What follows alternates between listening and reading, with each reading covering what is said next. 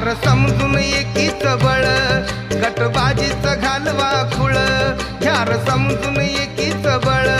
गटबाजीच घालवा खुळ लई कठीण उद्याचा काळ लई कठीण उद्याचा काळ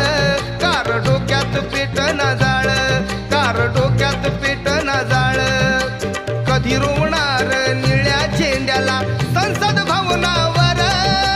संसद भवनावर आर गटा तटामध्ये वाटून घेतलाय भीमराव आंबेडकर